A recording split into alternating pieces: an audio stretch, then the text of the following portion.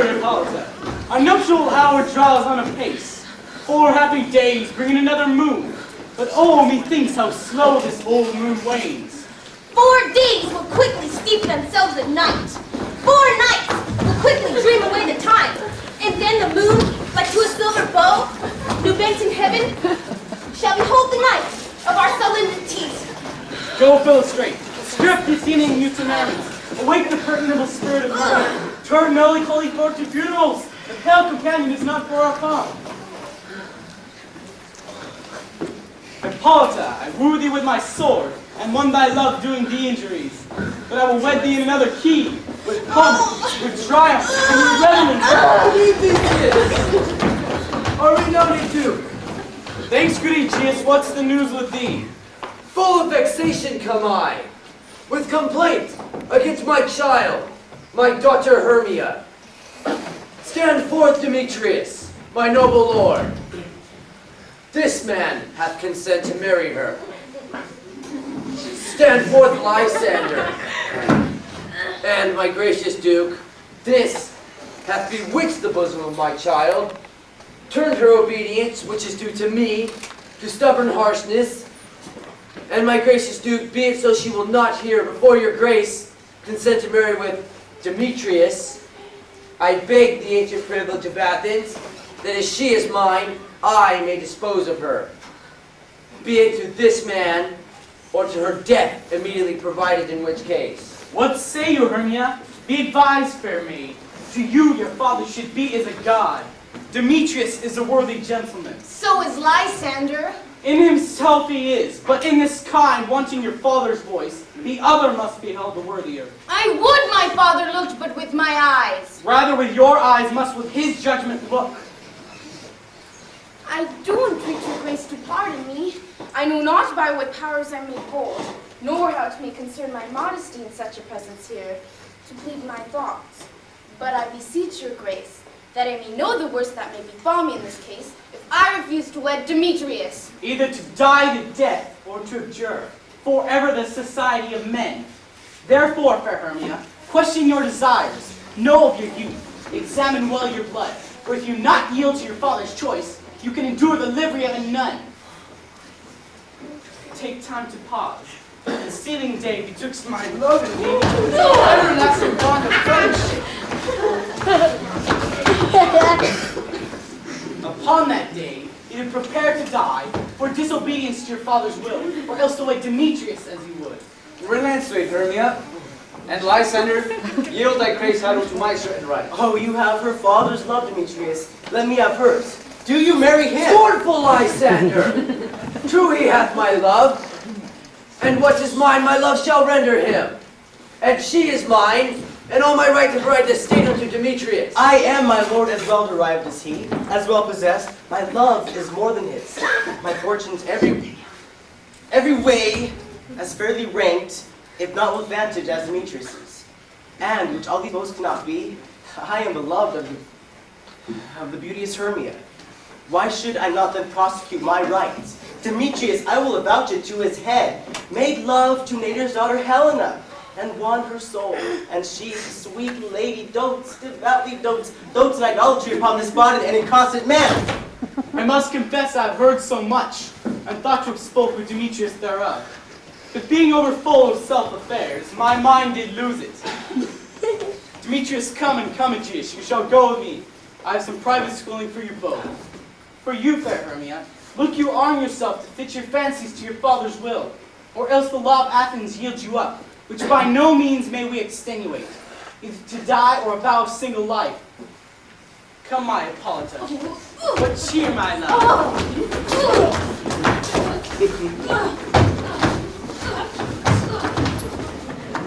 Demetrius, come, Aegeus, come. I shall employ you in some business against our nuptial, and confer with you something that nearly concerns yourselves. With duty and desire we follow you. Oh, how now, my love? Oh, why is your cheek so pale? How chance the roses there to fade so fast? Belike for want of rain, which I could well be teemed on from the tempest of my eyes. Ay me, for all that I could ever read, could ever hear by tale or history, the course of true love, never did run smooth. If then true lovers have ever been crossed, it stands as an edict in destiny. Then let us teach our trial patience, because it is a customary cross, as due to loudness, thoughts and dreams and sighs, wishes and tears, poor fancy followers. Oh, good persuasion. Therefore, hear me, Hermia. I have a widow aunt, a dowager of great revenue, and she hath no child. From Athens is her house remote 7 leagues, and she respects me as her only son. There may I marry thee, and to that place the sharp Athenian law cannot pursue us. If thou lovest me then, sail forth thy father's house tomorrow night, and in the wood, a league without the town, where I did meet thee once with Helena, to do observance to a morning maid, there shall I stay for thee. My good Lysander, I swear to thee by Cupid's strongest bow, by all the vows that ever men have broke, in number more than ever women spoke. In that same place thou hast appointed me, tomorrow truly will I meet thee. Oh, keep promise, love. Here comes Helena. Godspeed, fair Helena, whither away? Call you me fair? That fair get unsay. Demetrius loves your fair. Oh, happy fair. Teach me how you look, and with what art you sway the motion of Demetrius' heart.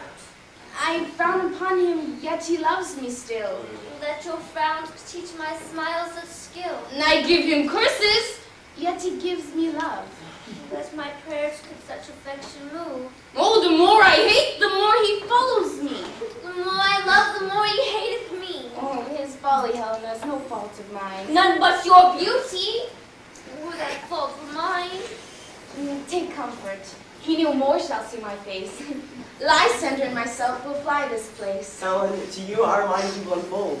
Tomorrow night, when Phoebe doth behold her silver visage over the watery glass, decking with liquid pearl the bladed grass, a time of lovers' flights does still conceal, your Athens gates have we devised to steal. And in the wood often were you and I, upon faint primrose beds were wont to lie, emptying our bosoms of their counsel sweet. There my Lysander and myself shall meet. And thence from Athens turn away our eyes to seek new friends in strange companies. Oh, farewell, sweet playfellow. Pray thou for us, and good luck grant thee thy Demetrius. Keep word, Lysander. We must starve our sight, from lovers' food till deep morrow's midnight. I will, my Hermia.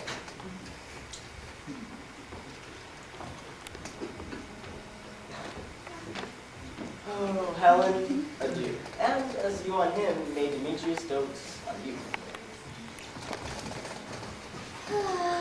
How happy some others can be. Do Athens I'm thought as fair as she. But what of that? Demetrius thinks not so.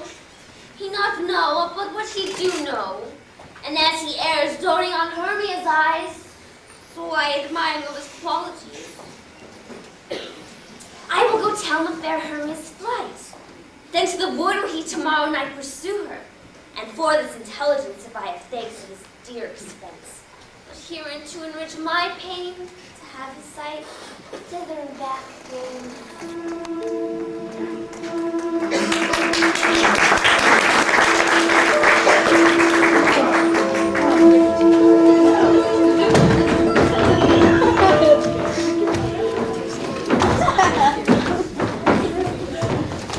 Fellow company here? We're best to call them generally, man by man, according to script. Here is...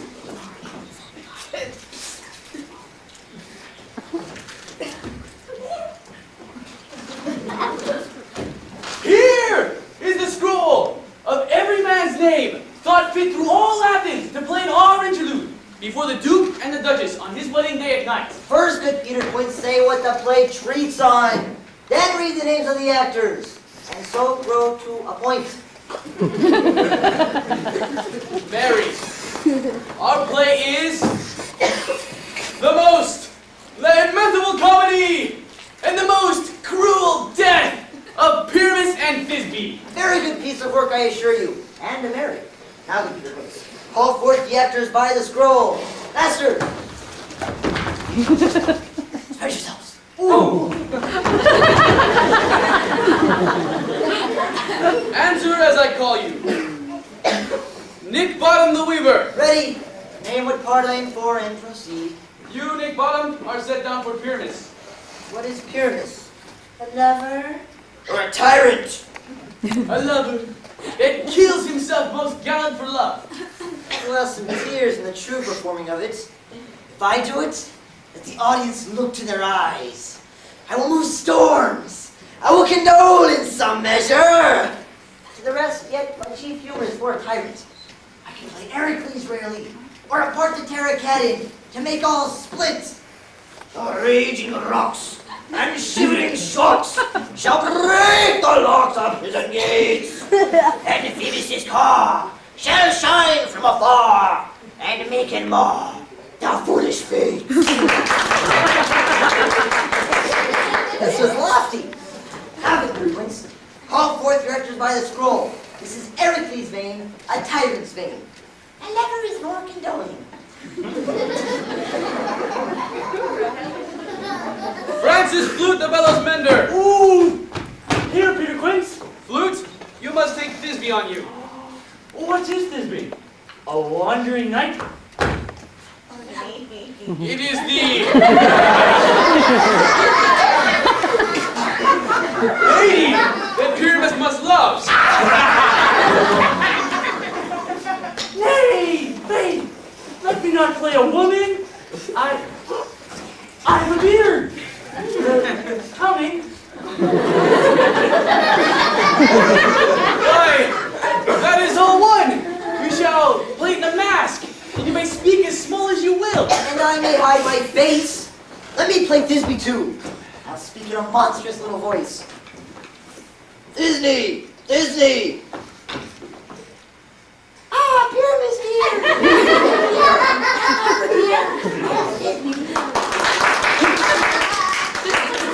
No! You must play Pyramus, and Flute, you Thisbe. Well, proceed. Robin Starveling, the tailor. Here, Peter Quince. Robin Starveling, you must play Thisbe's mother.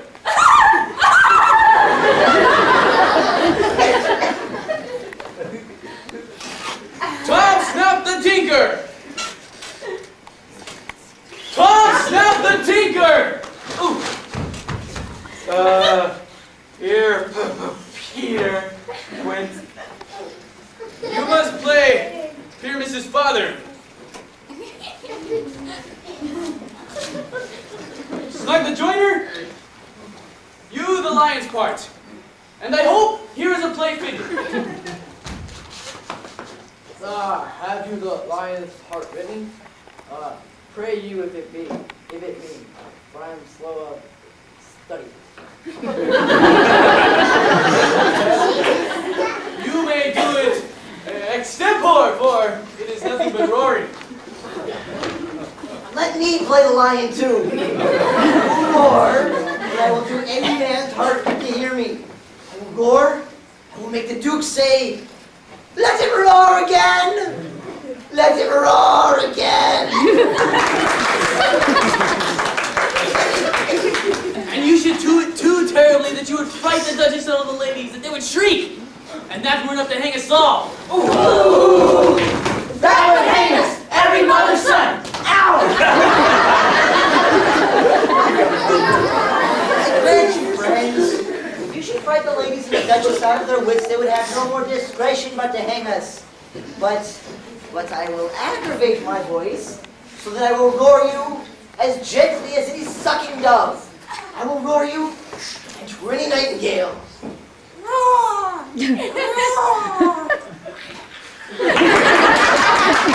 Roar! No! You can play no part but Pyramus!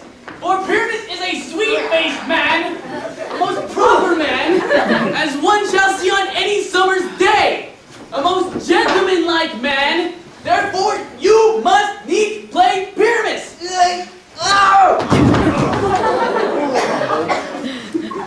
Well, I will undertake it. Oh!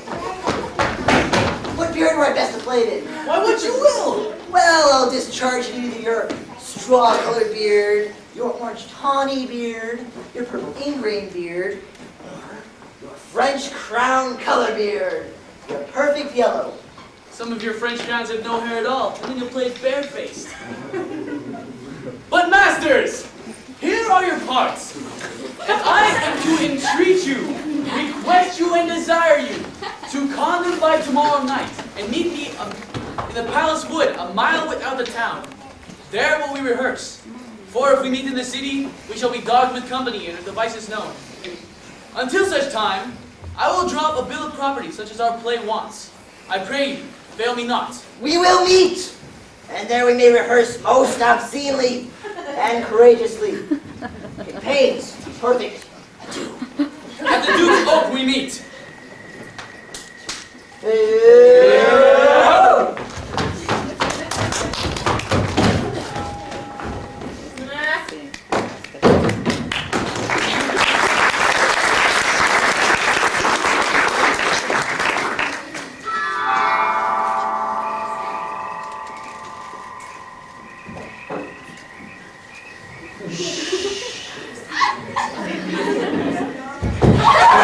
Spirits, whither wander you?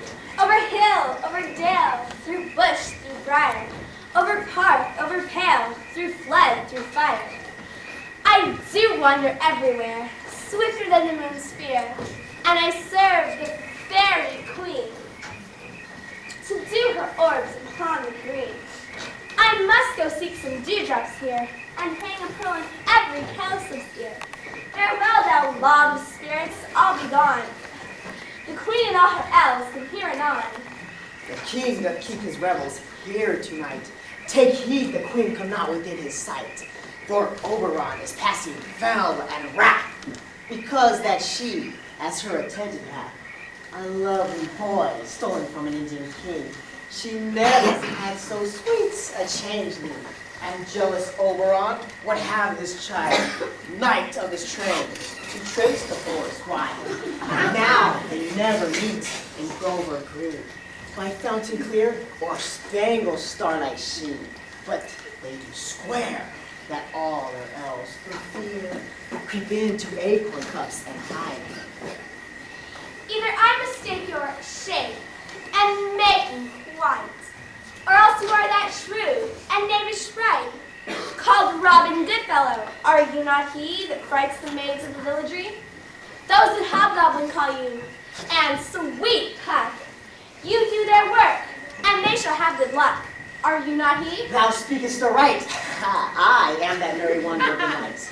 I jest to Oberon and make him smile, when I, a fat and bean-fed horse beguile, name and likeness of a billy foal, and sometime look I, in a gossip's bowl, in very likeness of a roasted crab. And when she drinks, against her lips I mock, and on her withered do not pour the ale, the wisest aunt telling the saddest tale. Sometime for a 3-foot stool mistaketh me, then slip I from her bump, down topples she, and Taylor cries and falls into a cough, and the whole choir hold their hips and laugh, and waxing in their mirth and knees and swear, a merrier hour was never wasted there.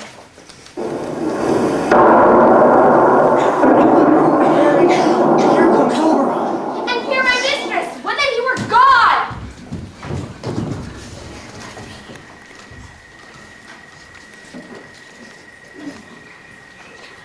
Ill met by moonlight, proud Titania. What? Jealous Oberon. Very skip hence I have forsworn his bed and his company. Harry! Rash, wanton! Am not I thy lord? Then I must be thy lady. But I know when thou hast stolen away from fairyland, and in the shape of corn sat all day, playing on pipes of corn and versing love to amorous Phillida. Why art thou here, come thou from the farthest steep of India? But that, forsooth, your bouncing Amazon, your bun-skinned mistress and warrior love, to Theseus must be wedded, and you come to give their bed joy and prosperity. How canst thou thus? For shame, Titania! Glance at my credit with Hippolyta. knowing I know thy love to Theseus, didst thou not lead him to the glimmering night from Perigena, whom he ravished? These are the forgeries of jealousy! And never since the middle of summer spring met we on hill, in dale, in forest, or in mead, by paved fountain or by rushy brook, or in the beached margin of the sea, to dance our ravens to the whistling wind. But with thy brawls, thou hast disturbed our sport. The spring, the summer, the chilling autumn changed their wonted liberties, and the amazing world by their increase knows not which is which. And this same progeny of evil took from our debate from our dissension, yet their parents and our original. Do you amend it then?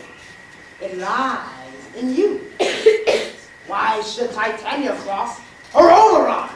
I do but beg a little changeling boy to be my patient. Set your heart at rest. Your fairyland buys not the child of me. His mother was a vulturess in my order, and in the spiced Indian air by night, full often has she gossiped by my side, and grow big-bellied with the wanton wind. But she, being mortal, of that boy to die.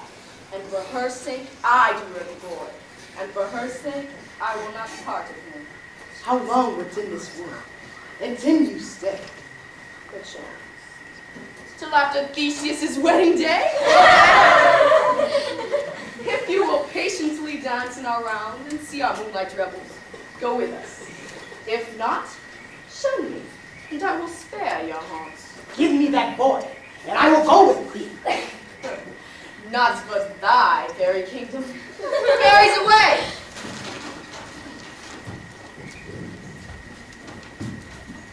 We shall chide downright if I longer stay. Well, go thy way. Thou shalt not fall from this grove till I torment thee for this interreed. My gentle Puck, come hither. Fetch me that flower, the herb I showed thee once. The juice of it on sleeping eyelids bled will make a man or woman madly dote upon the next live creature that it sees. Fetch me this herb, and be thou here again, ere the Leviathan can swim a lead. I'll put a girdle round about the earth in 40 minutes. Having once this juice, I'll watch Titania when she is asleep, and drop the liquor in her eye. Then the next thing she waking looks upon, be it one lion, bear, a wolf, a bull, or meddling monkey, or a busy ape, she shall pursue it with the soul of love. Ere I take this charm off her sight, as I can do with another herb, I'll make her render of her page to me. But who comes here? I am invisible, and I will overhear the conference.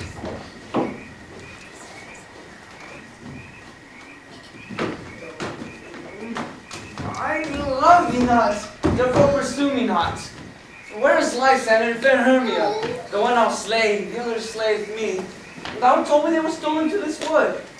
And here I am in wood within this wood, because I cannot find my fair Hermia. Hence get thee gone, and follow me no more. You draw me, you hard-hearted adamants, but yet you draw not iron, for my heart is as true as steel. Leave you your power to draw, and I shall have no power to follow you. Do I entice you? Do I speak you fair? Or rather, do I not tell you plainest truth? I cannot, nor I do not love you. And even for that do I love you the more. I am your spaniel. And Demetrius, the more you beat me, I will fawn on you. Use me but as your spaniel. Spurn me, strike me, neglect me, lose me. Only give me leave unworthy as I am to follow you. What worse a place can I beg in your love, when he has a place of higher respect with me, than to be used as you use your dog? Tempt not too much the hatred of my spirit, for I am sick when I do look on thee. And I am sick when I look not on you. You do impeach your modesty too much. To leave the city and commit yourself into the hands of one that loves you not. To trust the bitumen of night in the old council of desert place of the rich worth your virginity. Your virtue is my privilege. Therefore, it is not night when I do see your face, nor doth this wood lack worlds of company. For you, in my respect, are the world. Then how can it be said I am alone when all the woods seem to look upon me? I'll run from and hide in the breaks and leave you to the mercy of the wild beasts. The wildest have not such heart as you. When you will, the story shall be changed. Hollow flies and that may hold thy peace. The dove pursues the griffin. The mild hind makes speed to catch the tiger. His speed when cowardice pursues the violet flies. I will not say thy questions. Let me go wherever thou follow. Do not believe that I should do thee mischief in the woods. I, in the temple, the town, the field, you do mischief. Fly, Demetrius. You wronged to set a scandal on my sex. We cannot fight as men may do. We should be wooed as we were made to woo. Oh, I'll follow thee and make a heaven a hell to die upon my hand I love so well. Demetrius! Demetrius! Very well! Timber! Yeah, you leave this road. Thou shalt fly, and he shall see thy love. Hast thou the flower there? Well, come on there. Aye, there it is. I pray thee, give it me. I know a bank where the wild thyme flows, where oxlips and 9 violets grow, quite over canopied with luscious woodbine, with sweet musk roses, and with eglantine. There sleeps Titania sometimes of the night, clothed in these flowers, with dances and delight. And there the snake throws her enameled skin, reed wide enough to wrap a fairy in. And with the juice of this, I'll streak her eyes and make her full of hateful fantasies. Take thou some of it, and see through this robe. A sweet Athenian lady is in love with a disdainful youth. Anoint his eyes, but do it when the next thing he espies may be the lady. Thou shalt know the man by the Athenian garments he have on, reflected with some care, so that he may prove more fond on her than she upon her love. And look, thou meet me ere first cock crow. Fear not, my lord, your servant shall do so.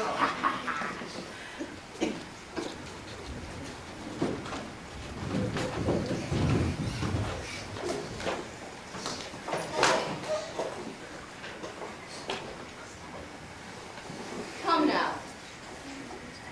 A roundel and a fairy song. Into your offices and let me. Spotted snakes with double tongue, thorny hedgehogs be not seen. Newts and blind worms do no wrong, come not near our fairy queen. Mel with melody, singing our sweet lullaby.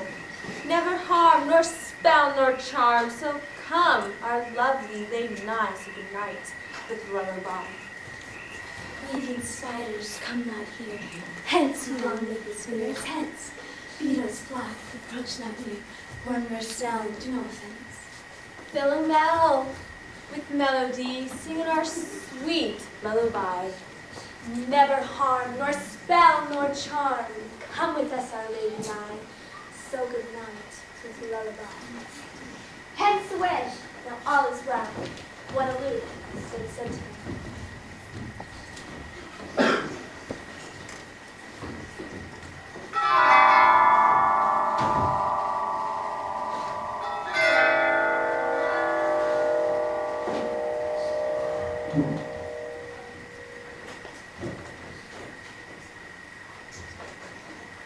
What thou seest when thou speak, do it all thy true love take.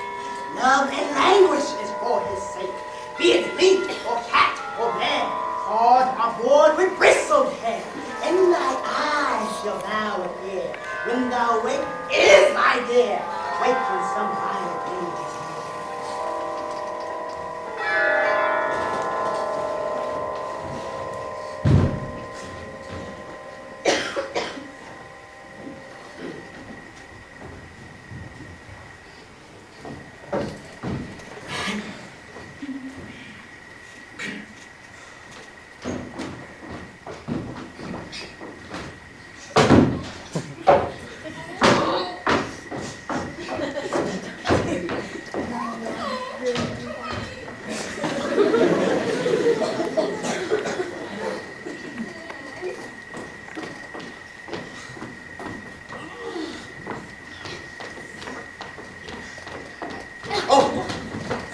fair love, you faint with wandering in the wood.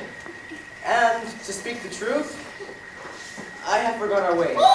But you will rest us here, Hermia, if you think it good, and tarry for the comfort of the day.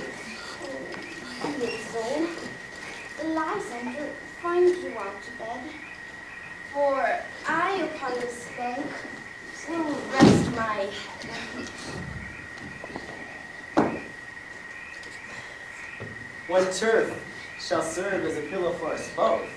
One heart, one bed, two bosoms, and a single trough. Nay! Good, Lysander. Oh, for my sake, my dear, lie further off yet. Do not lie so near. Oh, take the sense, sweet of my innocence. Love takes meaning in love's conference.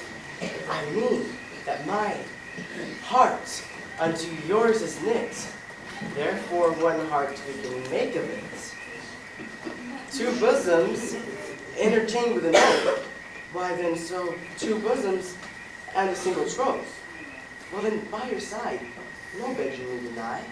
For lying so, Hermia, I do not lie. Lysander riddles very prettily. Now much be true my manners and my pride. In Hermia meant to say Lysander lied. But gentle friend, for love and courtesy, lie further off yet. In human modesty, such separation as may well be said, becomes a virtuous bachelor and a maid. Oh, so far be distant, and good night, sweet friend. Thy love never altered to thy sweet life, friend. Oh, amen, amen to that fair prayer say I, and then end life when I am loyalty. Here is my bed. Sleep give thee all his rest. Oh, with half that wish, the wisher's eyes be pressed.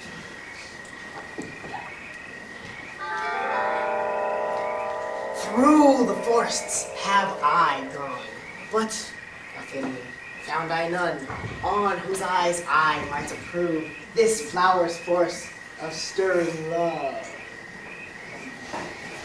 Night and silence, who is there? Weeds of Athens he doth wear. This is him, my master said, despising the Athenian maid. And hear the maiden sleeping sound on this dank and dirty ground. Pretty soul, she durst not lie near this lack love, this kill courtesy. Churl, upon thy eyes I throw all the power this charm doth throw. When thou wakest, let love forbid.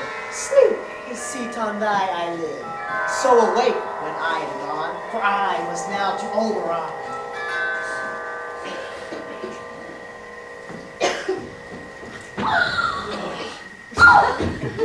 Oh, stay! Though thou kill me, sweet Demetrius. I charge thee hence and do not haunt me thus. Oh, wilt thou try to leave me? Do not so. Stand thy peril, I alone will go. Oh! I am out of breath of this long chase. The more my prayer, the lesser is my grace. Happy is Hermia, wheresoever she lies, for she hath blessed and attractive eyes. But who is here? Oh, Lysander, on the ground, no, dead or asleep. I see no blood, no wound. Lysander, if you live, good sir, I pray you awake. Oh, and run through fire I will for thy sweet sake. Parents, Helena, nature shows art that through thy bosom makes me to thy heart. Oh, where is Demetrius? Oh, how fit a word is that vile name to perish on my sword. Say not so, Lysander! Say not so! What?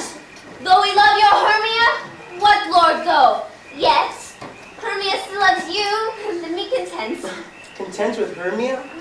No, no, I do repent the tedious moments with her I spent. Not Hermia, but Helena I do love, who will not exchange a raven for a dove.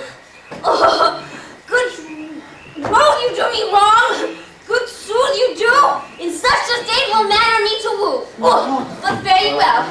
Oh, perforce I must confess, I thought you lord of more true gentleness, that of a lady were not refused. Should therefore another be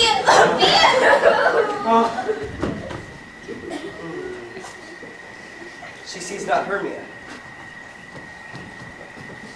Hermia, sleep thou there, and never mayest thou come Lysander near. And all my powers address your love and might to honor Helen and to be her knight.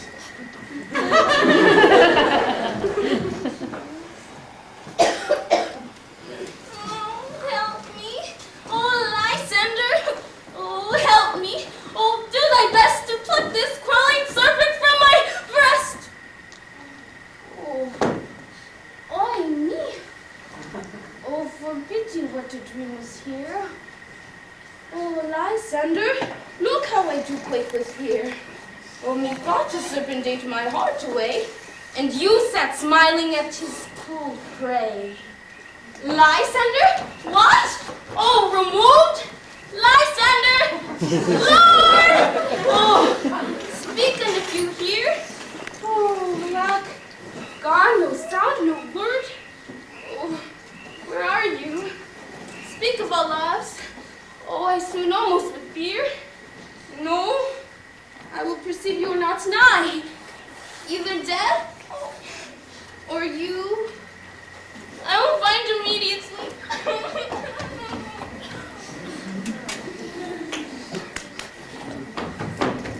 Oh no.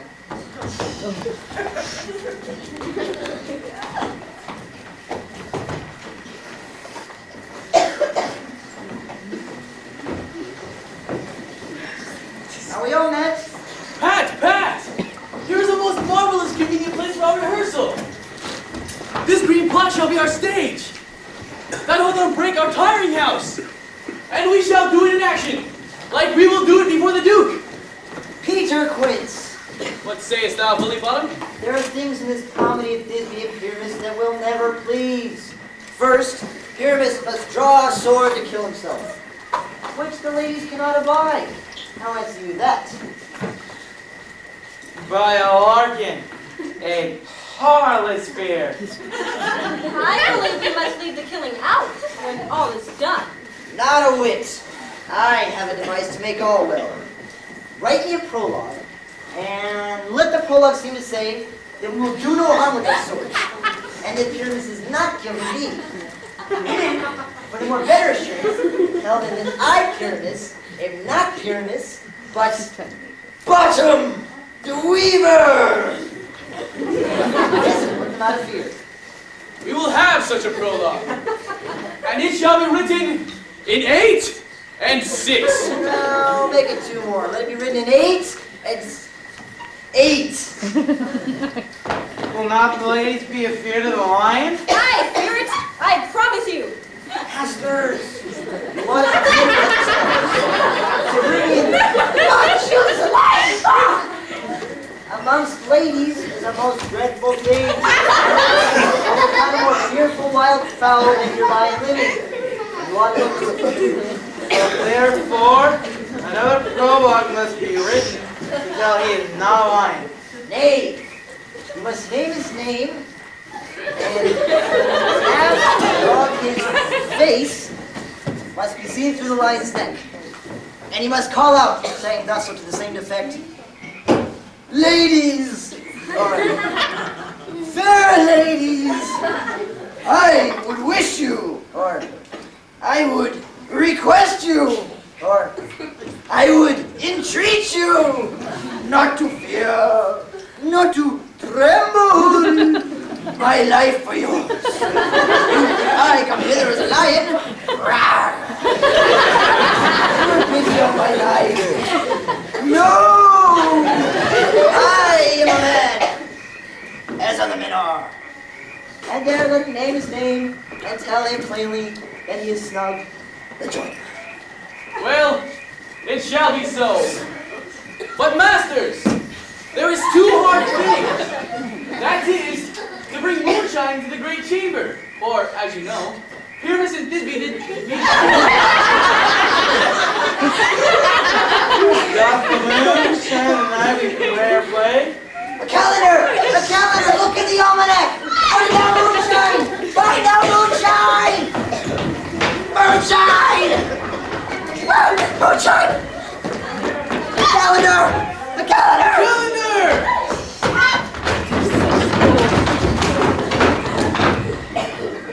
Yes, it doth shine that night.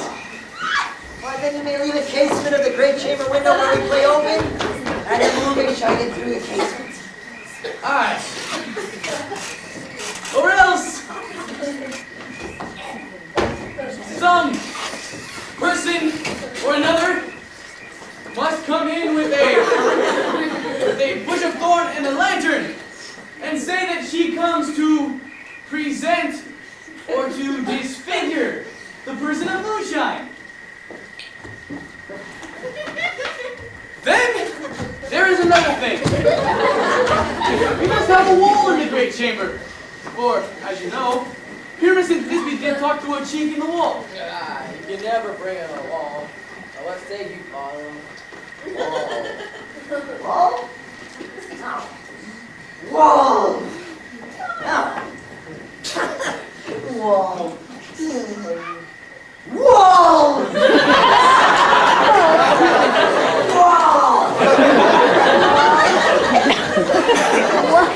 Some man or other must present Wall. Let him have some bone, or some rough cast, or some plaster about him to signify. Let him hold his fingers thus.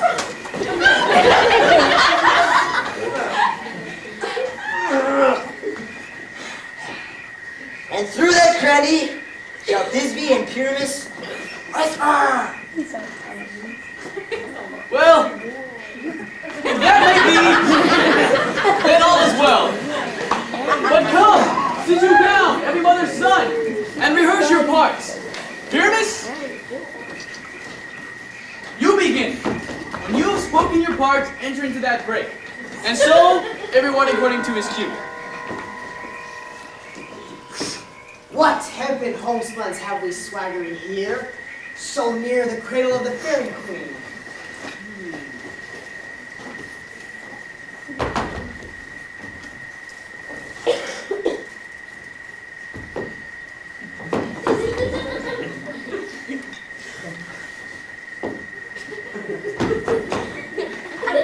What a playful child The monitor, and laughter too, perhaps, if I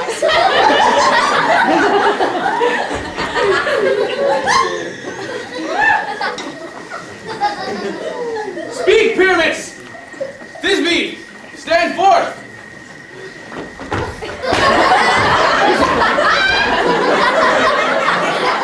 Thisbe, the flowers of odious, save or sweet.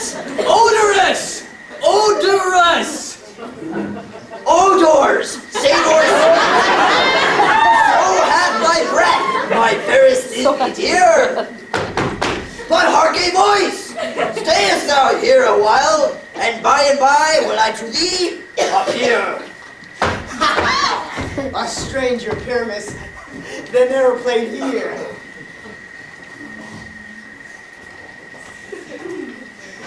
Must I speak now? Aye, marry must you, for you must understand. He goes but to see a noise, and is to come again.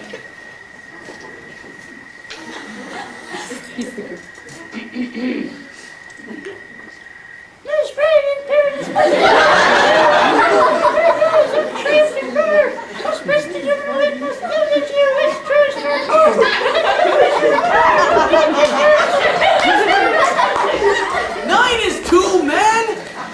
You must not speak that yet! That you answer to Pyramus! Pyramus, enter! Your cue is past! It is never tired!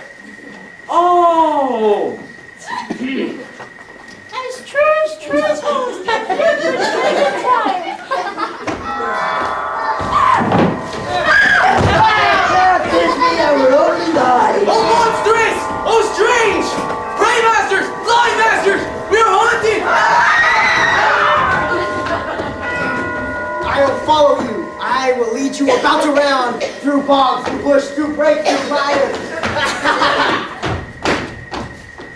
Why do they run? This is a knavery of them to make me afeard. Oh, bottom! Now we're changed. What do I see on thee? What do you see? You see an ass head of your own, do you?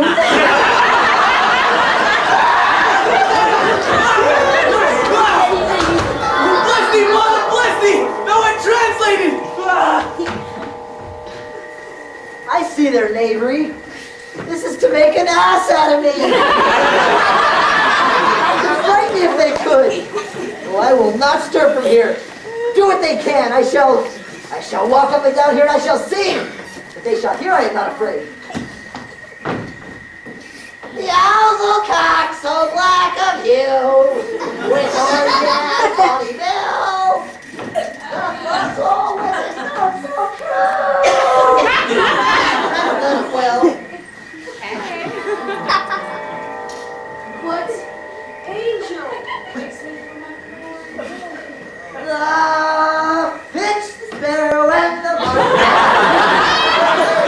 When our morning men doth bark, and dares not answer nay, or indeed, who would set his wit to so foolish a bird? Who would give a bird the lie that would cry, cuckoo, never so? I pray thee, gentle mortal, sing again. Mine ear is much enamored of thy notes, mine eye enthralled in thy shape. Thy fair virtues perforce doth move me to say, I swear I love thee. Think, mistress, you should have little reason for that. Yet, to say the truth, reason and love keep little company together nowadays. Or is the pity that some honest knave will not introduce them and make them friends. Nay, I can gleek upon occasion. Thou art as wise as thou art beautiful. Not so, neither. But if I have wit enough to get me out of this wood, I have enough to serve my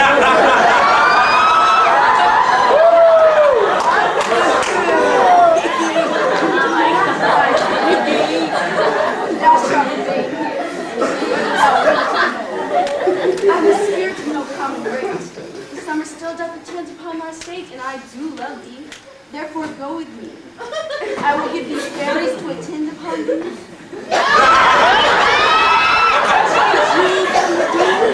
And see, all thou unpleasant flowers thou sleep, and I will purge thy mortal wilful soul.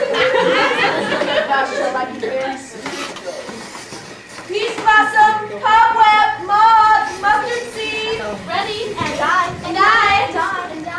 Where shall we go? Be kind and courteous to this young man. Hop in his walks and gamble in his eyes. Feed him with apricots, serene grapes, figs, and mulberries. Nod to Mills and do him courtesy. Hail, mortal. Hail. Hail. Hail. Hail. I cry your worship's mercy heartily. I beseech your worship's name. Cobweb. I shall desire you of more acquaintance, good Mistress Packwood. If I cut my finger, I shall make bold with you. Your name, I beseech you, good mistress? Mustard seed. Oh, Mistress Mustard Seed, I know your patience well. That same giant carrot-like ox beef hath devoured many a gentleman of your house. I promise you, your kindred hath made my eyes water ere now. I shall desire you of more acquaintance too. Your name, I beseech you? Mustard seed. Come, lead him to my bower. The moon, methinks, looks upon with a watery eye, lamenting some enforced chastity. Hee-haw! Hee-haw! Silence, my love's tongue! Breathe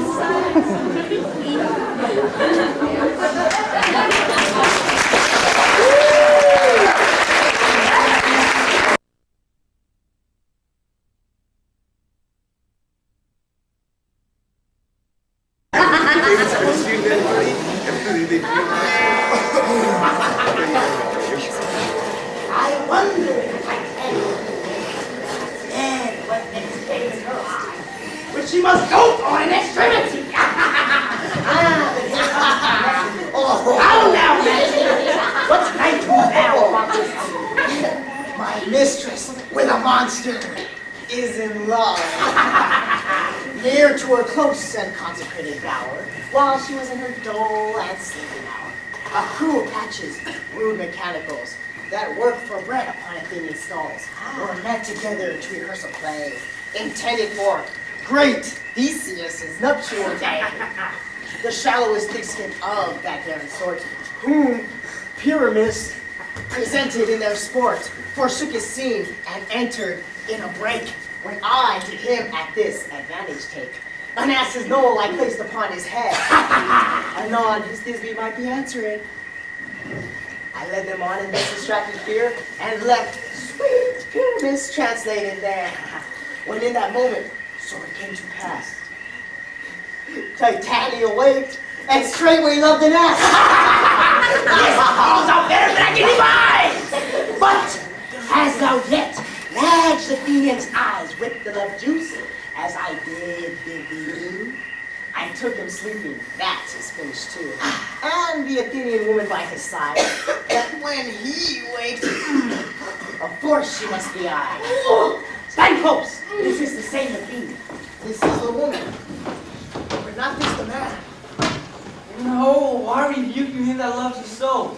Lay breath so bitter on your bitter foe? Oh, now I but chide, but I should use thee worse. For thou, I fear, hast given me a cause to curse. If thou hast slain thy son in his sleep, the horseshoes in blood, plunge in the deep, and kill me too? Oh!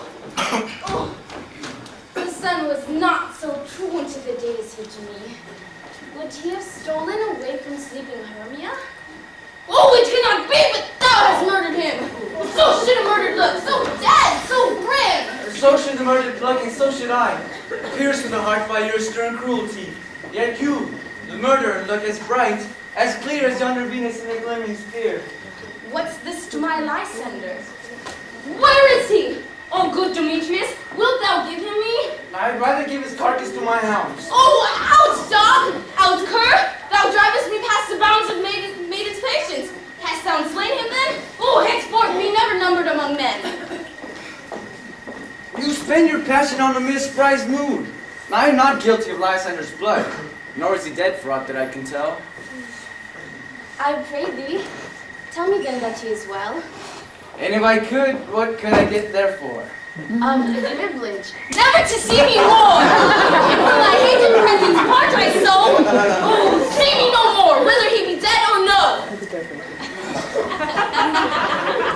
There is no following her in this fierce vein. Therefore here for a while will I remain. Doth sorrow's heaviness doth heavier grow, for death that bankrupt sleep, doth sorrow owe, for which in some slight measure it will pay. Before his tender here, I make some stay.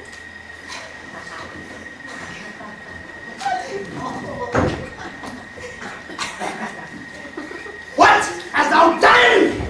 Thou hast mistakest quite, and laid the love juice on some true love sight. Of thy mistake must perforce ensue some true love turned, and not a false turn true. About the wood, go swifter than the wind, and Helen of Athens, look, thou find. Oh, fancied sick she is, and pale of care. I'll draw him his eyes against she doeth here.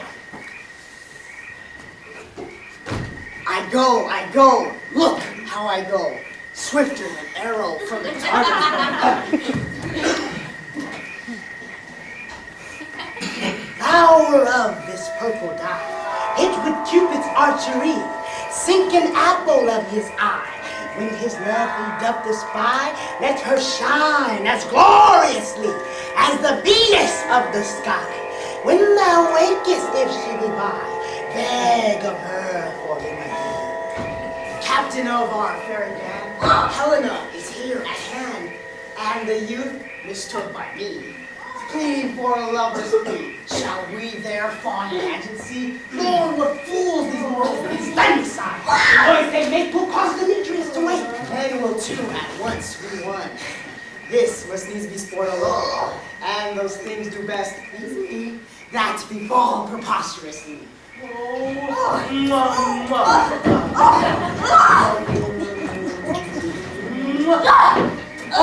why should you think that we would scorn?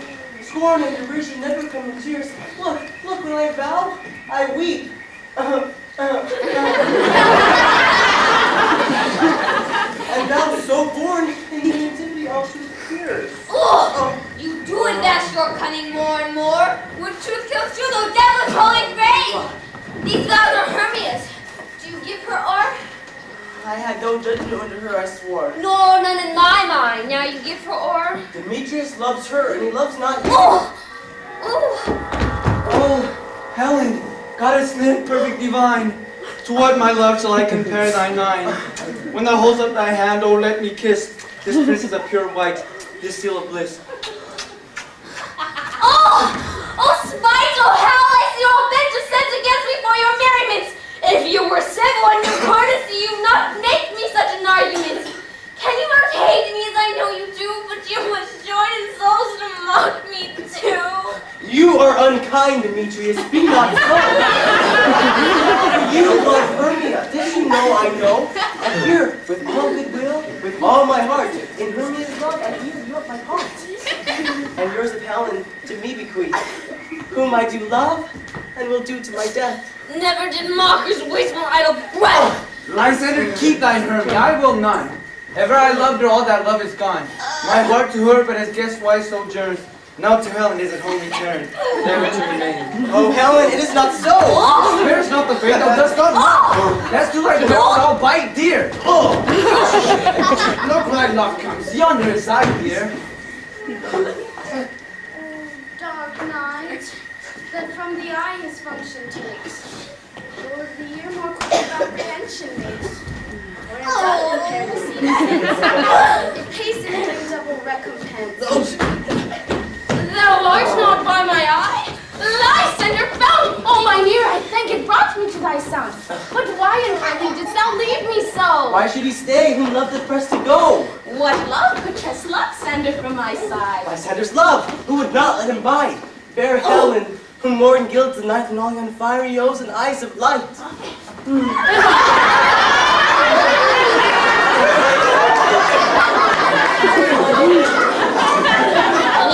Why sickest thou me? Can not this make thee know the hate I bear thee made me leave thee so? Oh, you speak not as you think. It cannot be. Lo! She is one of this confederacy. Now I perceive they have all conjoined to clash in this false war in spite of me. Injurious Hermia, most ungrateful maid, having conspired, having contrived to pay me with this foul derision, to join in men in scorning your poor friends, 'tis not friendly, 'tis not maidenly, our sex as well as I may chide you for it, when I learn to feel the injury. Oh, I am amazed at your passionate words. I scorn you not, it seems that you scorn me. Have you not said Lysander I can scorn to praise my eyes and face, and made your love Demetrius to even evidence, spark me with his foot, to call me goddess, nymph, divine and rare, precious, celestial? Oh! Wherefore does he infuriate? And wherefore does Lysander deny your love so rich within a soul, and tender me pursue the affection? By your consent? What? Do I not be so embraces you, so hung upon with love, so fortunate? But river will most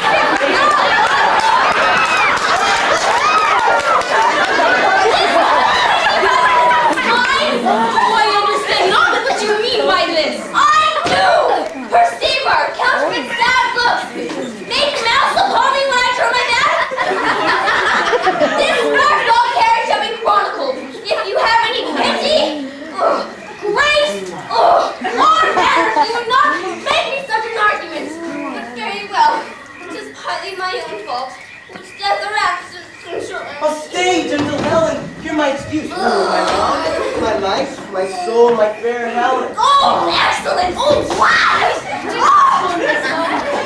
She can cheat, I can No more than she.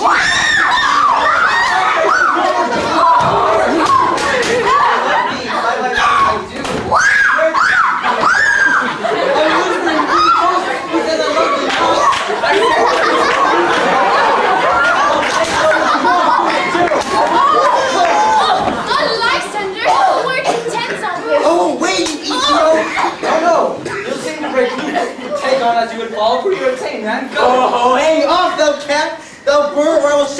like serpent. Why are you grown so rude? What changes the sweet love? My love?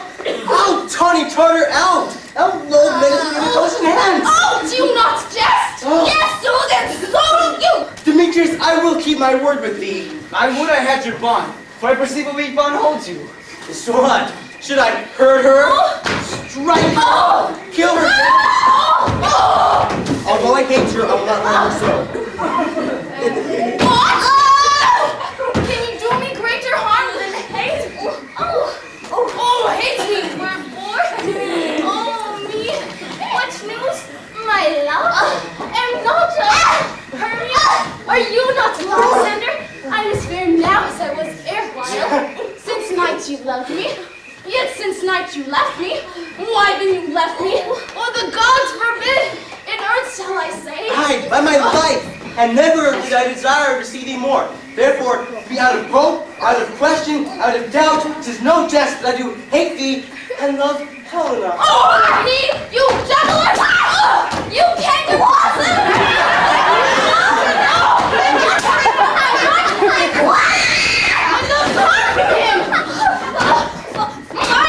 Fine, Fate. Having no modesty, no maiden shame. What? Will you tear a patient after a my gentle tongue? Why you puppet? You puppet, you're a puppet! Why, so? I that way goes the game. How low am I, thou painted maple? Speak! How low am I? Oh, I am not yet so low! Oh, good Hermia! I evermore did love you, Hermia. Evermore did keep you. Say not to love it to Demetrius. I told him yourself that he loves you. Well, I told him. But he had tiny heads to burn me, to strike me, and to kill me too. And now you let me quiet go. To Athens where I bear my folly back. Let me go. You see how fond and how simple I am. Why, get you gone. Who isn't that hinders you? Oh, foolish heart that I leave here behind. What, with Lysander? Ha! With Demetrius. Be not afraid. She shall not harm thee, Helena. No, sir, she shall not. No, you take her place. Oh, when she is angry, she is keen and true. She was a vixen when she went to school. Why will you suffer her to flout me thus? Oh, let me come to her! Get you going, you not rest maid. You bee, you acorn. You are two offenses in her behalf that scorns your services. Speak not of Helena. Take not her part, for if thou dost intend not so little show of love to her, thou shalt abide it. Oh, but now she holds me not. So follow if thou dare, to try whose right of thine or mine is most in Helen. Follow? Nay, I'll go with the cheek by joust. Oh, you mistress! All this toil is gone with you. Nay, go not back. I trust you not. I no longer stand your cursed company. Your hands and mine are quick before fray. My legs are longer though To run away? Oh! I am amazed and know not what to say. Oh!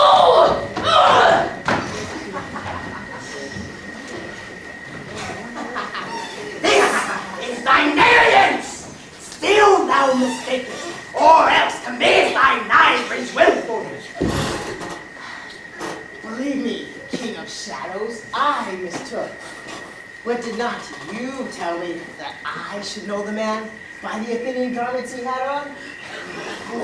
And so far blameless proves my enterprise, but I have anointed an Athenian's eyes. And so far am I glad and so did sort, as this, their changing eyes do the sport. Thou seest these brothers seeking the place of fire. I therefore, Robin, overcast the night.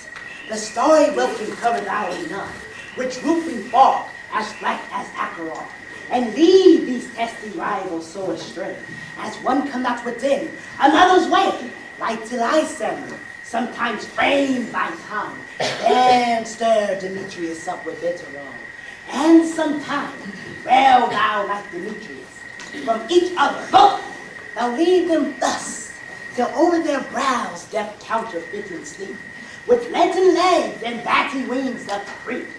Then crush this herb until Lysander's eye, whose liquor had the virtuous property to take from thence all error with his might, and make his eyeballs roll with wanton sight. When they next wake, all this derision shall seem a dream, and foolish vision. And back to Athens shall the lovers wend, with leave whose dates till death shall never end. While I in this fair Indian boy, out to my queen and beg her Indian boy, then I will her torn thy release from monsters be, and all things shall be peace.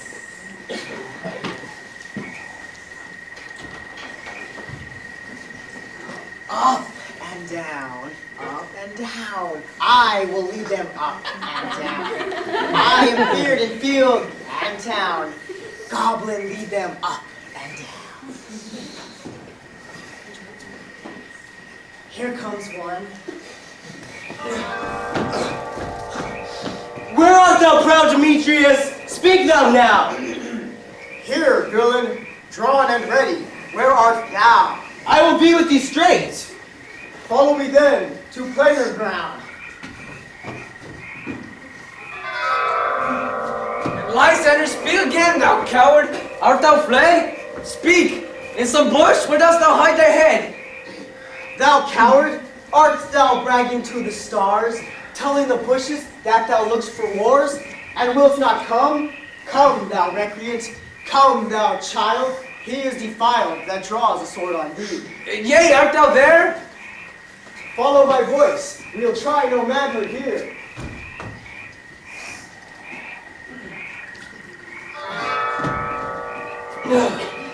He goes before me and he calls me on. When I come where he calls, then he is gone.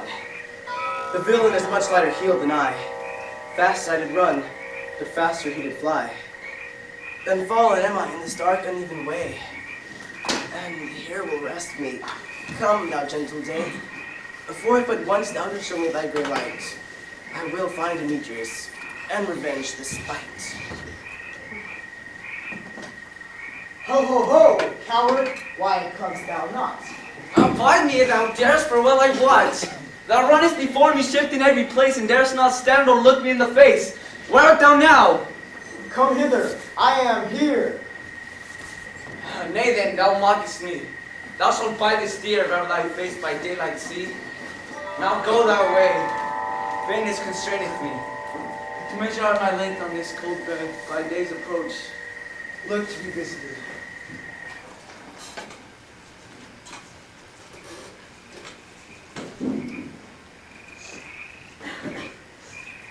O weary night, O long and tedious night, abate thy hours.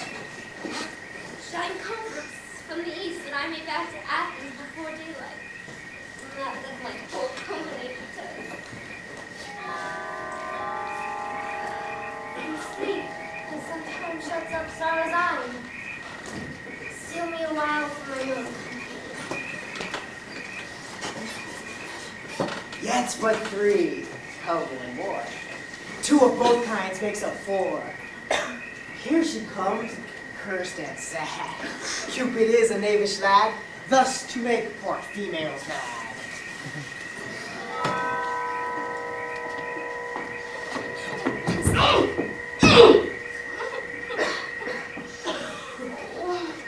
Never so weary, never so in woe, bedabbled with the dew and torn with the briars.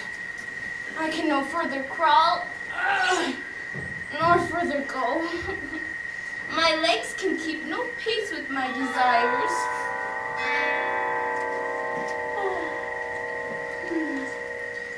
Here will I rest me till the break of day. Heavens shall Lysander if they mean affray. Sleep sound on the ground, I will apply to your eye. Gentle lover remedy, when thou wakest, let's love forbid. In thy former lady's eye, and the country proverb known, that every man shall take his own. Jack shall have Jill, Naught shall go ill. The man will have his mare again, and all shall be well.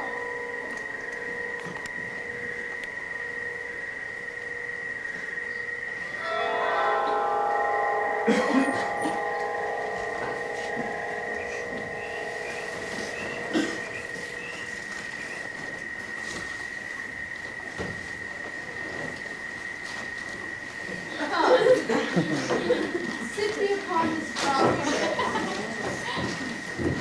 while I thy amiable cheeks do curl, and stick musk roses on thy sleek head, and kiss thy fair, large ears, my gentle show.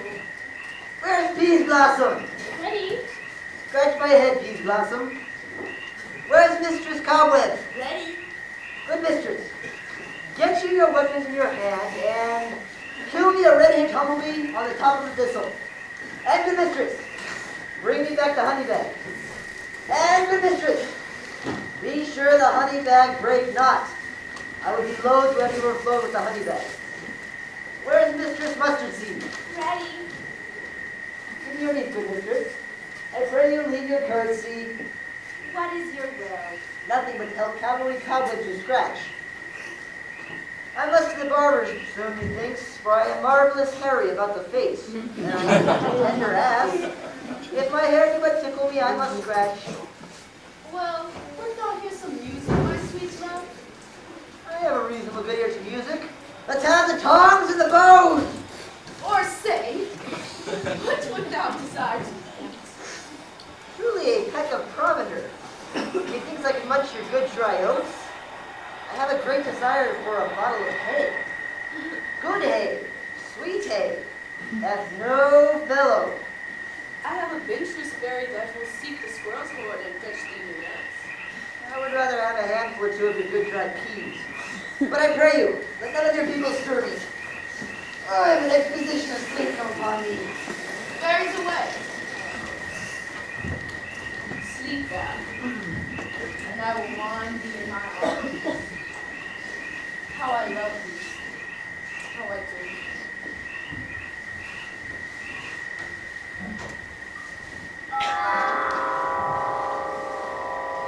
Welcome, good Robin.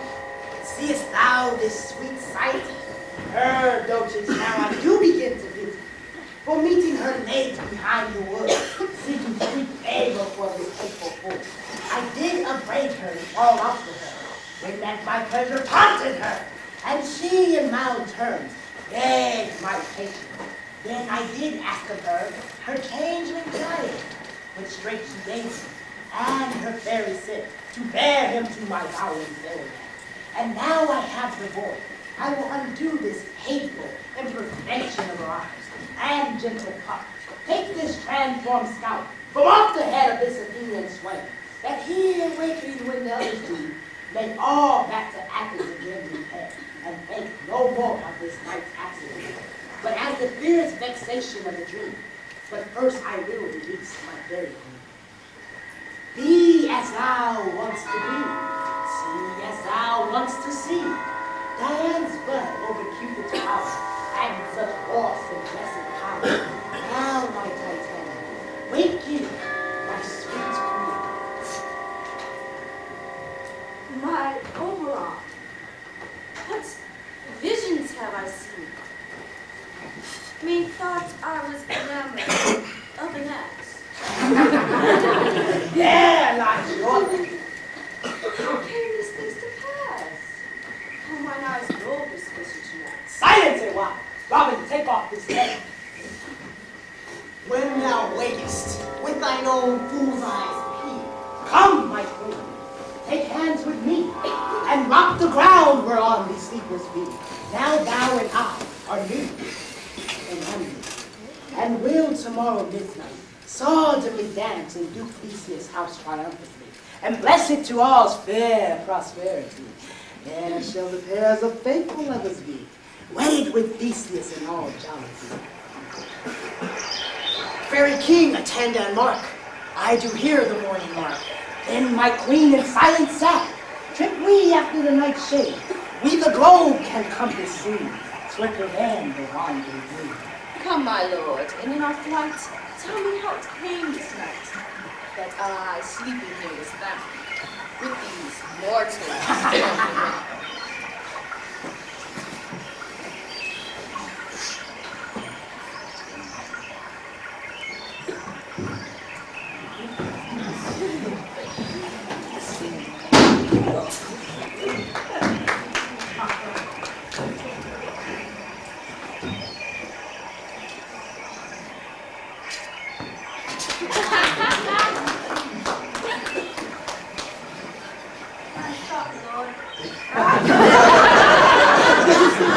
No one of you, find out the fortune, when all observation is performed. And since we have the vow of the day, my love shall hear the music of my hounds. Judge when you hear. But soft, what nymphs are these? My lord, this is my daughter here asleep.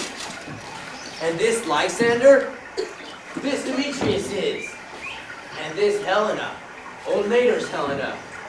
Oh, I wonder if they're being here together.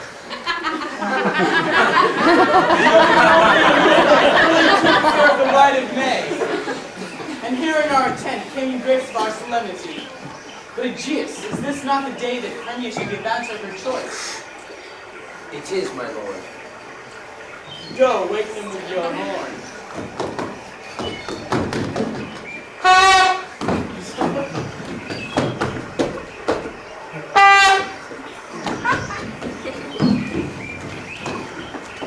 Good morrow, friends. St. Valentine is past. Begin these wooders but to couple now. Pardon, my lord. Pray you all stand up. I know you two rival enemies. How comes this gentle concord in the world? That hate is so far from jealousy, to sleep by hate and fear no enmity. My lord, I shall reply amazedly. Half awake, half sleeping. But as yet I swear, I cannot truly say how I came here. But as I think, for truly what I speak. And now you bethink me, and so it is. I came with Hermia hither. Our intent was to be gone from Athens, where we might without the peril of the Athenian law. Enough! Enough! You have enough, my lord. I beg the law upon his head. They would have stolen away. They would, Demetrius, thereby defeating you and me. You of your wife, and me of my consent that she should be yours. My good lord, fair Helen told me of their stuff, of this her purpose hither to this wood. And I in fury hither crawled them. Fair Helen in fancy following me. But my good lord, I know not by what power, but by some power it is. My love to Hermia, melted as the snow. Seems to me now as the remembrance of an idol god, which in my childhood I did dote upon. And all the love, the faith, and the pleasure of my eyes is only to Helen. Fair lovers, you are fortunately met, and of this discourse we more will hear anon. Aegeus, I will overbear your will, for in the temple by and by with us, these couples shall eternally be knit. For the morning now is something warm, our purpose hunting shall be set aside. Away with us to Athens, 3 and 3, we will hold a great feast in our solemnity. Come, my apologize.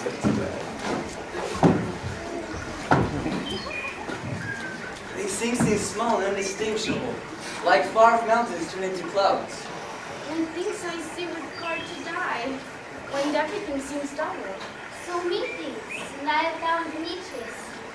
Adieu, mine own, yet not mine own. It seems to me that yet we sleep we dream. Do you not think the Duke was here and bid us follow him? Yea, and my father. And Hippolyta. And he did bid us follow him to the temple. Why then we're awake. Let us follow him, and by the way, let us recount our dreams. My two comes call me their answer. My next is most fair terms. I hope. Peter Quince. Flute the bellows mender. Snout the tinker. Startling! That's my life, stolen hence and left me asleep. I have had a most rare vision. A dream. Past would have meant to say what dream it was. Man is but an ass if he goes about to expound this thing. Thought I was. There's no man can say what. You thought I was. And you thought I had.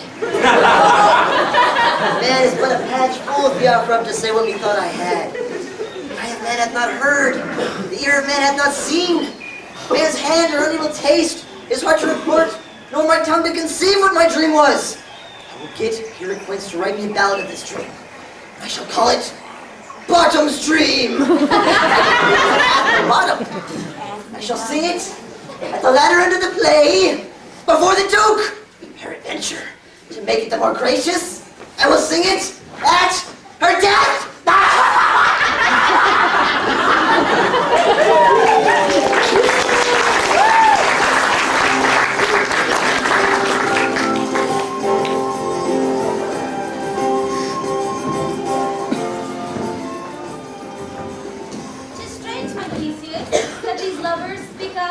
More strange than true. I never may believe these antique fables, nor fairy toys.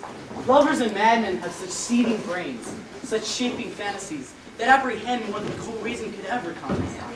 And all the story of the night told over, and all their minds transfigured so together, more witness than Anthony's sympathies, and rose to something of great constancy, but howsoever strange and admirable. Here come the lovers full of joy and mirth. Joy, gentle friends, joy and fresh days of love accompany your hearts. Oh, more than to us. Wait till your royal walks, your boards, your bed. Come now, what dances shall we have to wear away the long age of 3 hours between after supper and bedtime? Where's our usual manager of mirth? What revels are at hand? Is there no play to ease the anguish of a torturing hour? Call Philostrate. Here, Theseus. What abridgment have we for this evening? There is a brief. How many sports are ready? Make choice what your highness will see first. The battle with the centaurs to be sung by an Athenian eunuch to the harp. Oh, none of that. That have I told my love and glory of my kinsman Hercules.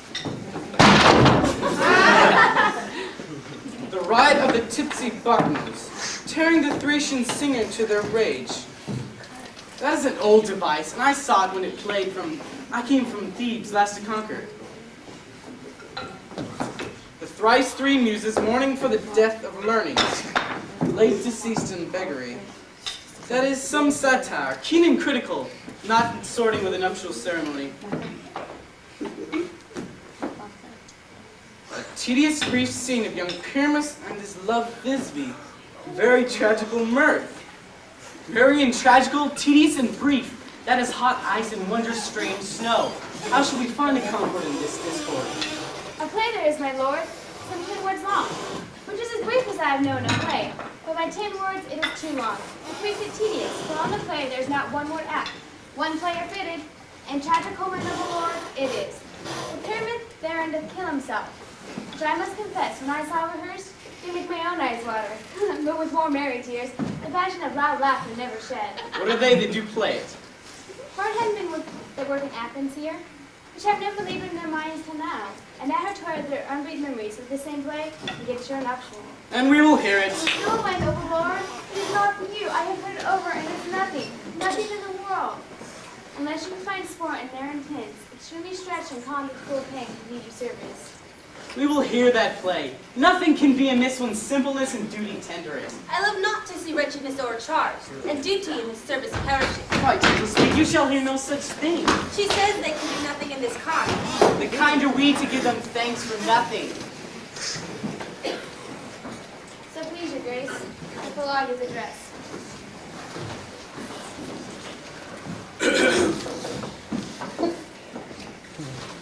If we offend, it is with our good will that we come not to offend, but with good will.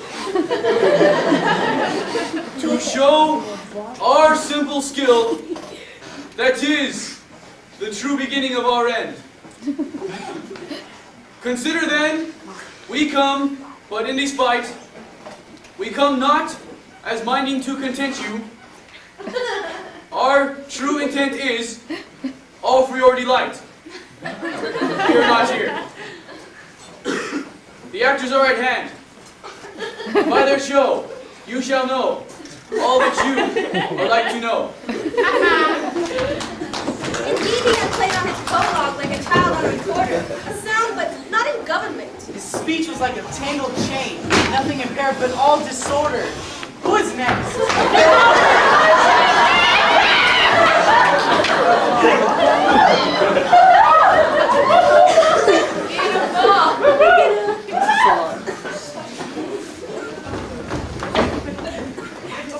Gentles, perchance you wonder at this show, but wonder on, till truth make all things plain. This man is Pyramus. This beauteous lady, this be is certain. This man, with lime and rough cast, doth present wall. That vile wall which did these lovers sunder, and through wall's chink, poor souls, they are content to whisper. After which, let no man wonder. This woman, with lantern, dog, and bush of thorn, doth present moonshine. For by moonshine did these two lovers think no scorn to meet at Nina's tomb, there to woo. At the which, let no man wonder. This grisly beast, lion high by name, the trusty Thisbe coming first by moonlight, did scare away, or rather did affright. And as she her mantle she did fall. And lion, vile with bloody mouth, did stain. Anon comes Pyramus, sweet youth and tall, and finds his trusty Thisbe's mantle slain. And then with blade, and bloody blameful blade, he bravely broached his boiling bloody breast. And then Thisbe, tarrying in mulberry shade, his dagger drew and died. For all the rest, let lion, moonshine, wall, and lovers twain at large discourse, while here they do remain. I wonder if the lion be to speak. Why, my lord, one lion may when many asses do?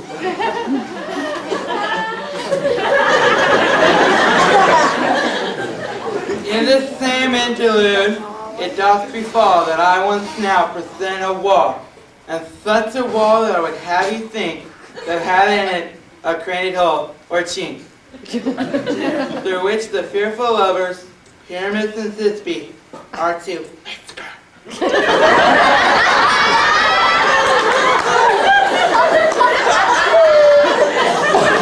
This loam, this rough cast, and this stone doth show that I am the same wall, the truth is so, and that the cranning is right and sinister, through which the fearful lovers are to.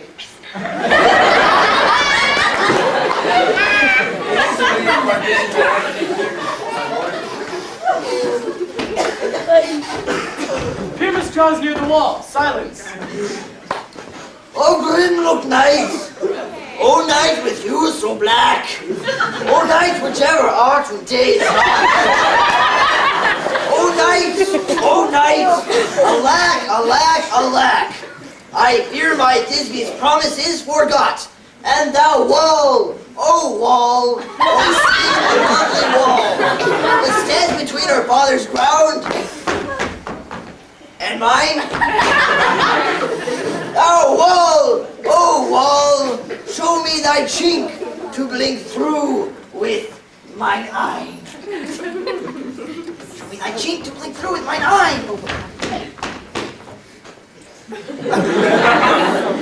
Thanks, courteous wall. God shield thee well for this. But what's the eye? No Thisbe do I see. Oh, vile wall, through whom I see no bliss. Curse be thy stones for thus deceiving me. Ow!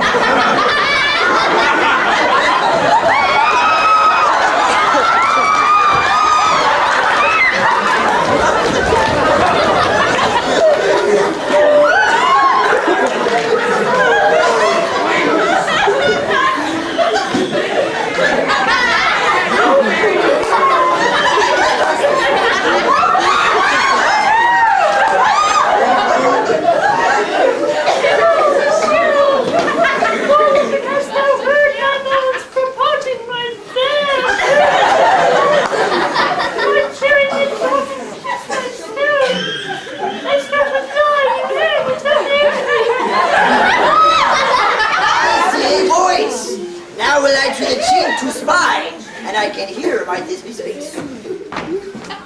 Thisbe! My love?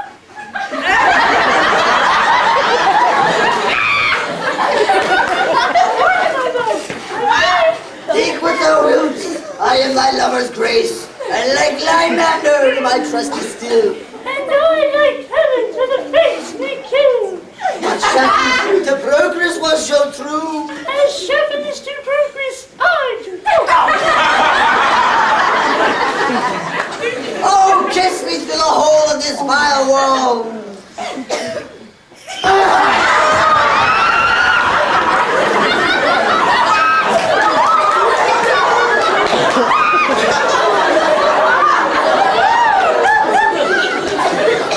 I kiss the wall's hole.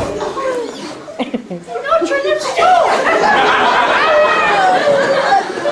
Look now at getting to meet me straightway. Mine is tomb. Try life, try death, I come without live. What have I? Wow.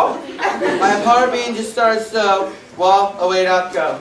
Now is a mural down between two neighbors. No remedy, my lord, when walls are so helpful to speak without warning. This is the silliest stuff that ever I've heard. You, ladies, you, whose gentle hearts do fear the smallest monstrous mouse that creeps on floor, may now, perchance, both quake and tremble here, with lion, wildest in rage, doth roar. But know that I, once snug the joiner am, a lion fell, or else no lion's dam. For if I should as lion come in strife into this place, 'twere pity on my life. This lantern doth the horny Boarded.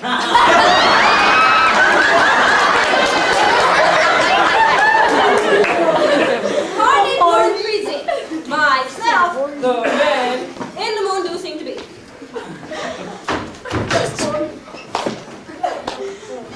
All I have to say is to tell you that this lantern is the moon. Myself, the man in the moon. This thorn bush, my thorn bush, and this dog. Dog. This dog, my dog. Why all these should be in the lantern, for all these are in the moon? Silence, here comes Thisbe. This is Ordinance's tomb. Mine is tomb. Where is my dog? Roar. Well roared, lion.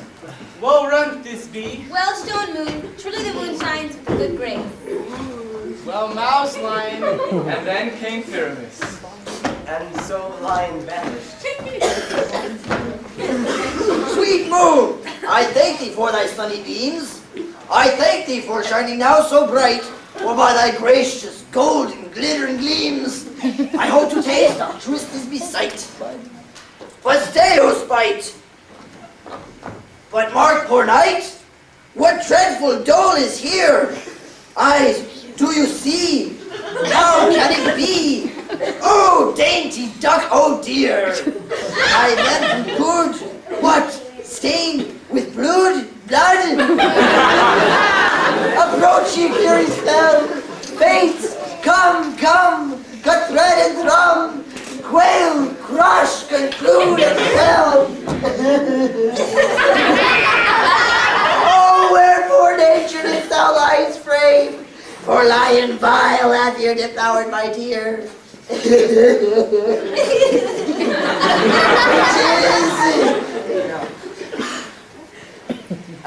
which was the fairest dame that ever lived, that loved, that liked, that looked with cheer. Tears confound, out, sword and wound, the path of Pyramus, that left path, where heart doth hop, now die I, thus. Now am I dead, now am I fled, my soul is in the sky.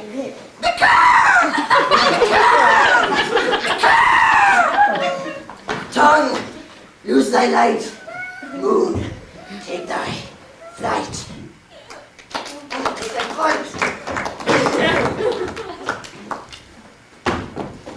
Now die!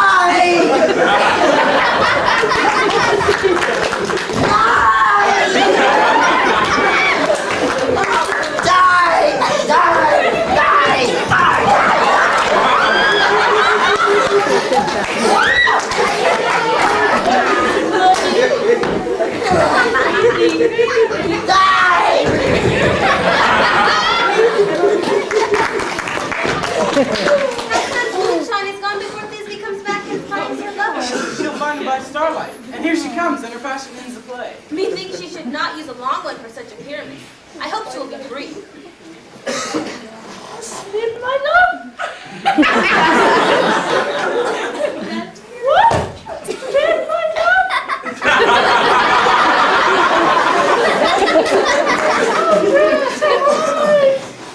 Speak, speak.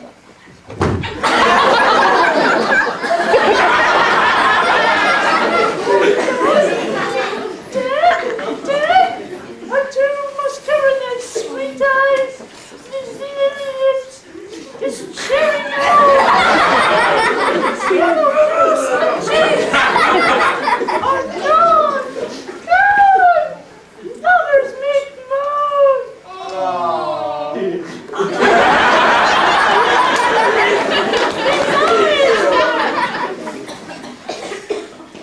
Green! Green, Daddy, green! Oh, sisters three, come to me! With hands as pale as milk, laid in gore!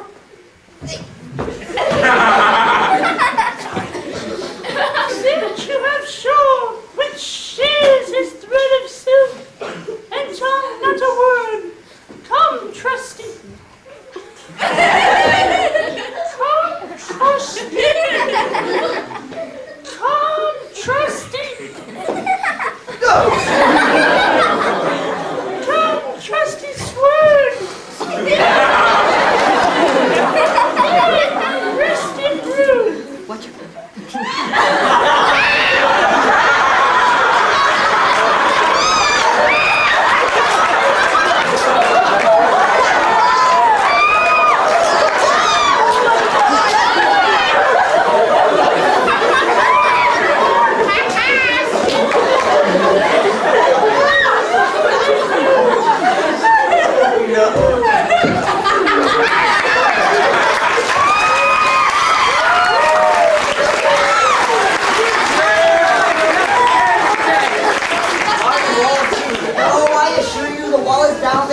Fathers.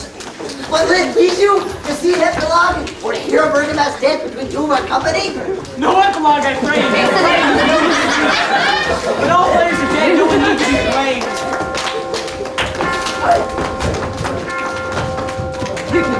I'm trying to midnight, hat till 12. Lovers to bed, 'tis almost fairy time. I fear we shall outsleep the coming morn.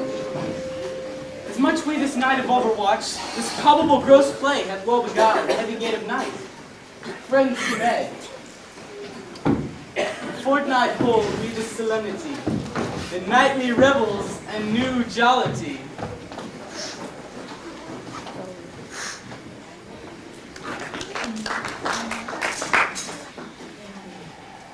Now the hungry lion roars, and the wolf beholds the moon, whilst the heavy cloud red stores.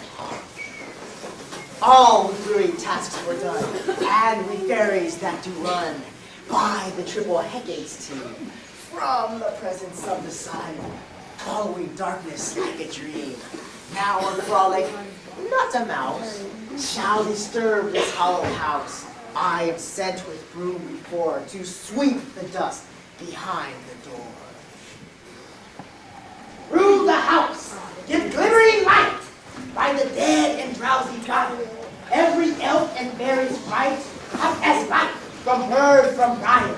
And this ditty after me, sing and dance interpretedly. First rehearse your song by rote, to each word a wobbling note. Hand in hand in fairy grace, we shall sing and bless this place. Now until the break of day, through this house each fairy stray, to the best bride bed will we, which by us shall bless thee. With this field we consecrate, every fairy take its gate, through each several chamber blessed, through this palace with sweet peace, and the owner of it blessed, ever shall in safety rest. Trip away, make no stay, meet me all by the break of day. If we shadows have offended, think but this and all is mended, that you have but slumbered here, while these visions did appear. And this weak and idle theme, no more yielding but a dream. Gentles, do not reprehend, if you pardon, we will mend. And as I am an honest puck, if we have unearned luck, give me your hands if we be friends, and Robin shall restore our bands.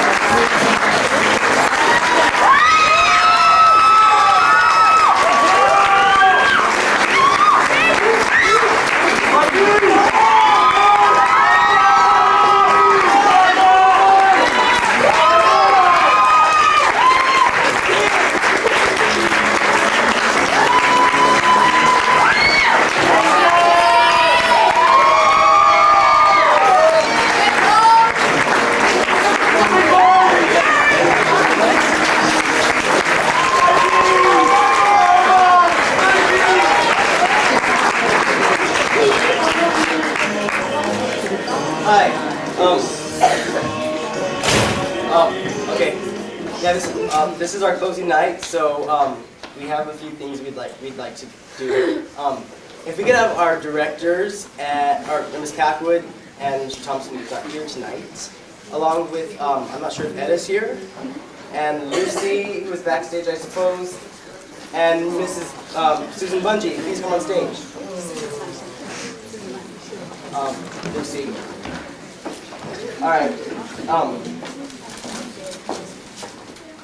We got gifts for them. Free?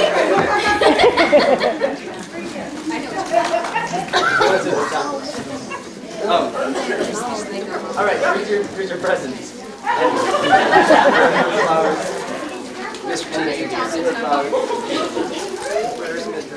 We want to thank you all for coming tonight and supporting the theater department. This has been like the best show. We'd also like to acknowledge Miss Linda Cole, who sewed a lot of costumes, and Miss Maria Perez, who also sewed my costume. Acknowledge them.